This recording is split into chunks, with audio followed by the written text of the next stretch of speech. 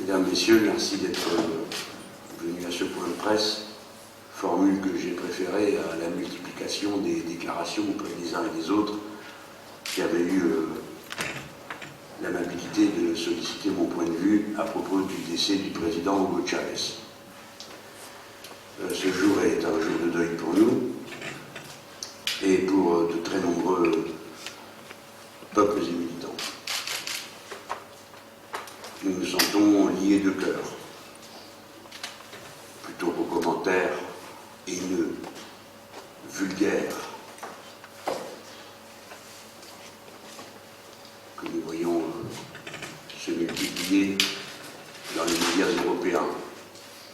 Unis de cœur au peuple argentin qui respectera un deuil national de 3 jours, au peuple de Cuba qui respecte un deuil national de 3 jours, au peuple de l'Équateur qui respecte un deuil national de 3 jours, à la Bolivie qui observera un deuil national de 7 jours, et naturellement au peuple du Venezuela en deuil pour 7 jours lui aussi. Mon premier commentaire sera d'appeler à ce que on veuille bien observer au moins 24 heures de trêve dans la haine anti-chaviste, anti-populaire, anti-pauvre, anti-révolutionnaire qui sévit sur les ondes dans toute l'Europe. Chavez a été la pointe avancée dans un processus large dans toute l'Amérique latine qui a ouvert un nouveau cycle pour notre siècle, celui de la victoire des révolutions citoyennes. Les Européens, si prétentieux, arrogants, méprisant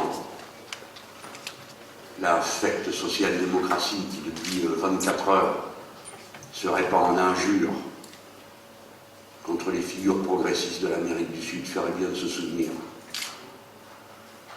qu'au Venezuela, contrairement à la France, à l'Allemagne, à l'Italie, à l'Espagne, à la Grèce, au Portugal, on a fait reculer la pauvreté d'une manière spectaculaire. On a éradiqué ce qui est classé comme extrême pauvreté. Au Venezuela bolivarien, l'analphabétisme a été éradiqué. Situation qui pourrait inspirer quelques politiques à la France qui compte 3 millions d'analphabètes et d'illettrés. Au Venezuela, on a multiplié par 3 le nombre des étudiants. Au Venezuela, on est parvenu à faire progresser de 70% la scolarisation des enfants. Voilà le bilan que nous portons fièrement à l'heure où l'image de Hugo Chavez va se retirer.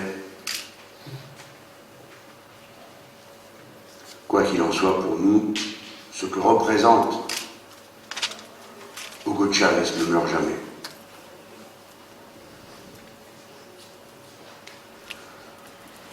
Hugo Chavez n'a pas seulement fait progresser la condition humaine des Vénézuéliens, il a fait progresser d'une manière considérable la démocratie.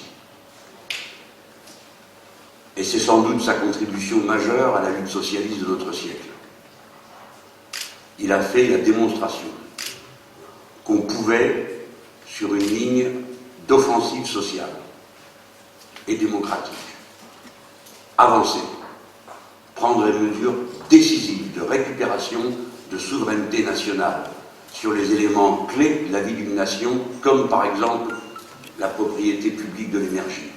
Qu'on pouvait le faire, approfondir un tel processus et tenir en respect tous ses adversaires politiques avec les seules armes de la démocratie. Chavez a mené toutes ses batailles sur un plan électoral. Et quand il a perdu un référendum, lui a respecté la décision. Au contraire des autocrates de notre pays et du reste de l'Europe qui n'ont jamais respecté une seule fois les décisions des référendums populaires lorsqu'il s'agit de politique européenne. Voilà pourquoi je le mentionne. Remettre à sa place le niveau de la critique qui se fait contre Chavez. La démocratie a progressé au Venezuela. La Constitution a été écrite et voulue par le peuple au fil d'un processus qui a duré des mois de consultation populaire. Je suggérerais aux donneurs de leçons, pourquoi pas de proposer à leur tour qu'existe en France ou dans l'un quelconque des pays européens des référendums révocatoires permettant de faire partir un député, un gouverneur, un président de région, un maire d'une grande commune, voire même le président de la République. Bien sûr qu'ils ne le feront pas. Bon, nous sommes en deuil. Aujourd'hui, à l'appel de notre parti ou des organisations de base du Front de gauche, il y aura des rassemblements. Ils seront ce qu'ils seront à Paris ce soir, à Marseille, à Toulouse, à Lyon et sans doute dans bien d'autres endroits dont je ne suis pas encore informé, mais je sais que mes camarades se déploient avec beaucoup d'énergie. Ce qu'est Chavez ne meurt jamais. C'est l'idéal inépuisable de l'espérance humaniste de la Révolution. Tous les peuples de l'Amérique latine ressentent la douleur de cette perte. Et j'ai honte, pour nous tous en Europe, du niveau lamentable des commentaires que j'ai vus. Ouais, j'ai honte. Comment pouvez-vous être aussi infâme et aussi bas? Comment pouvez-vous être devenu à ce point insensible à ce que représente le progressisme latino-américain dans ces moments de l'histoire, pour avoir pour tout commentaire des insultes comme celles que vous faisiez pleuvoir au moment des campagnes électorales. Les campagnes électorales avec Chavez sont finies, il est mort.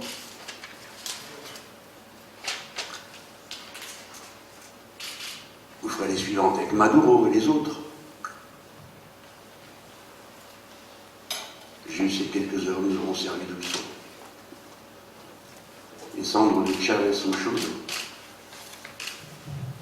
sont brûlantes.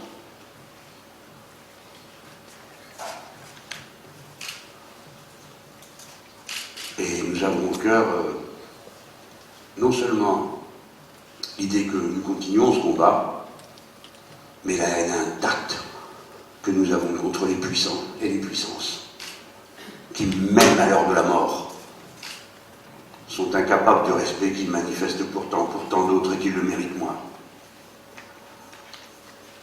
À ce soir donc, merci.